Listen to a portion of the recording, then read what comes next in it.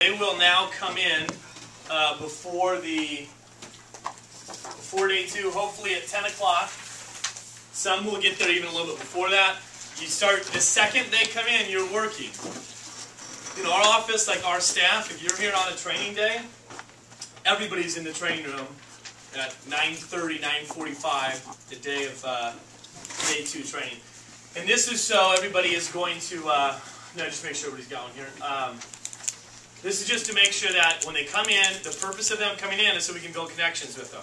So we're going to give a little bit of info, probably about 20 minutes of talking, and the rest of it is getting to know them. So as they're coming in, I'm just having casual conversation with them. Getting to know them. The first person that comes in, I would probably right away say, hey, how you doing today? Good to see you, Ann. Grab a seat, get all your stuff out. Did you look over the stuff last night? She's like, yeah, cool.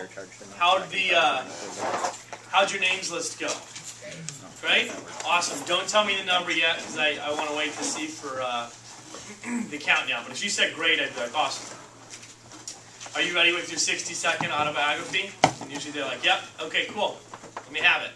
And I just sit there and I listen. I don't say anything while they talk. So for the 60 seconds, or sometimes they go longer, they'll just talk.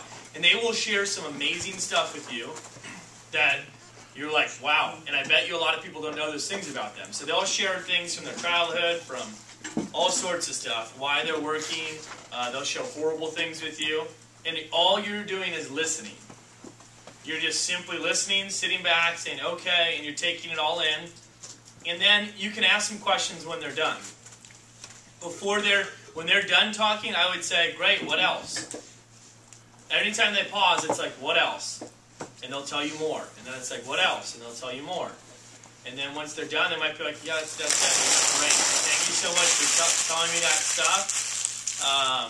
And you want to just understand and be like, and just relate to them. It sounds like, you've gone through a lot. And I can tell that you're really hungry for a new opportunity to be successful here, or something along those lines. Some of the simple ones are, let's say he's a really sharp kid from high school, right? He's the 4.0 valedictorian. Can you guys get that off that sheet? That's a PR list. Yep. He's a 4.0. Is there a garbage there? No. Sorry, Dan. Okay. JC, can you get some napkins and clean up the soda that you just threw on the floor? That's right there. There's a bunch right there. Go to that gas station and take. So ask a lot of questions about them. Afterward, you relate to them, and make sure that you take away from each conversation why they're working, something important about that. After there's a fair amount of people there, I'll start at about maybe 10:20, or if they all got in, or excuse me, 10:10. If they all got in there early, I'd start right at 10 with the actual stuff I'm going to cover. So my talk then is, as enough people are there, so I'll do the autobiographies a few before and then a few after, the content that I'm going to share. Then I would literally pull up a stool. They'd be sitting in the front. I might grab a seat up front. I want you guys sitting right up here. They'd be eating donuts and stuff. I'm like, all right, first off, I want to say I'm really glad that you guys chose to make it here early this morning.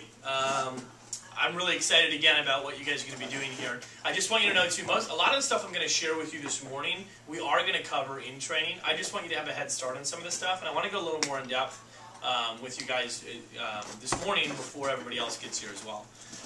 Now, remember, the harder you work, the more I work for you. So I will meet you with whatever you do. And so again, coming in this morning shows that you guys are excited about working hard, and I'm excited about working with you as well. Now, first thing I want to mention is there is absolutely no pressure to get off to a fast start. It's really up to you.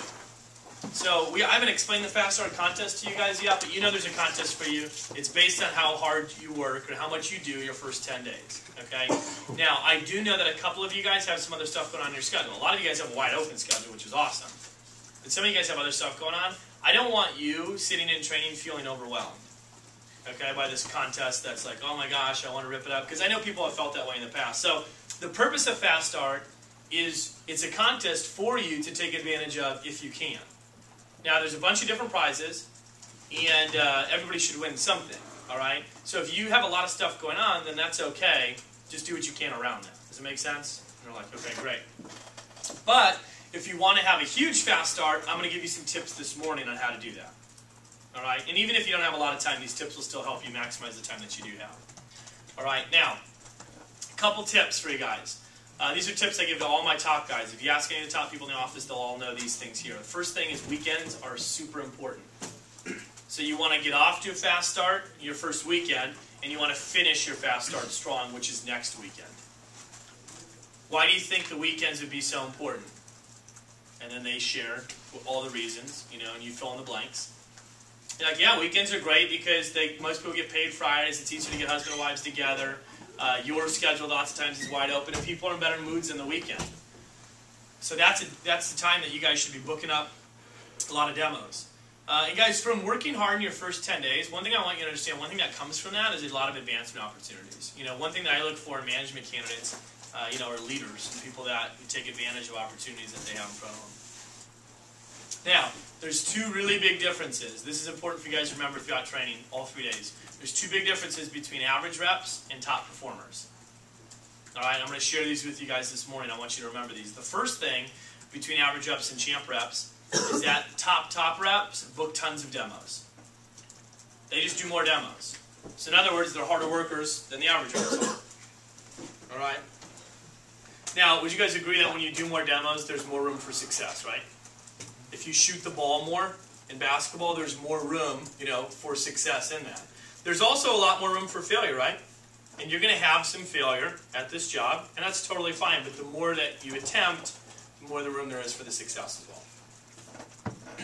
Now, I want you guys to do a lot of demos, but I want to talk to you guys about who to target. So, bless you. I don't want you just to work hard, but I want you to work smart. All right? Because some of you guys don't have as open as schedules. So what you need to do, this is very important for you, is you need to maximize the time that you do have. Okay? So let's talk about who you'd want to show to. Because wouldn't it be cool to make twice as much as the person sitting next to you every time you did a presentation? Because we have people that do that, and it's because they understand this one thing here. It's who to show the product to. Now, you guys actually know who to show the product to. We just haven't covered it yet. It's common sense. Who was going to use knives a lot? What do you guys think? And then they'll yell out some things. And as they're saying things, I'm like, anything else? Great, you guys are all right, but who else is going to use this stuff? Who else? And then I'm like, all right, so here's what we look for. We look for MAC customers. M, like you guys said, would be married couples.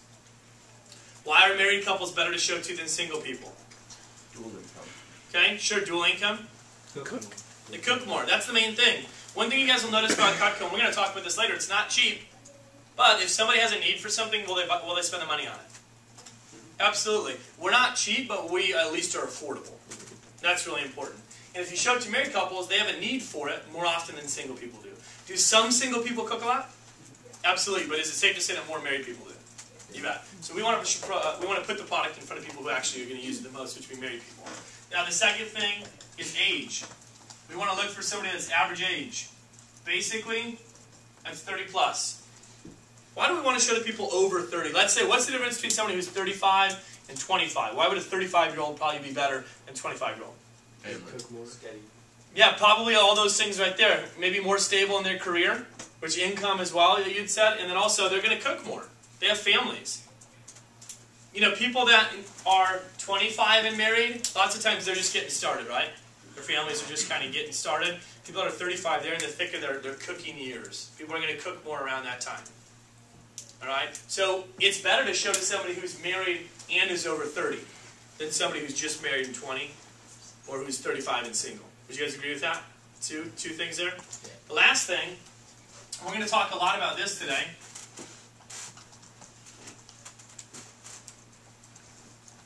Casa or crib. Somebody owns their own house. All right? Now, why are people who own their own house good people to show to versus somebody who rents? Value. Long term. Okay, so they think long term. They value their possession of things that they don't have. Sure, they'll have a different value for things than somebody who rents. Kind of go back and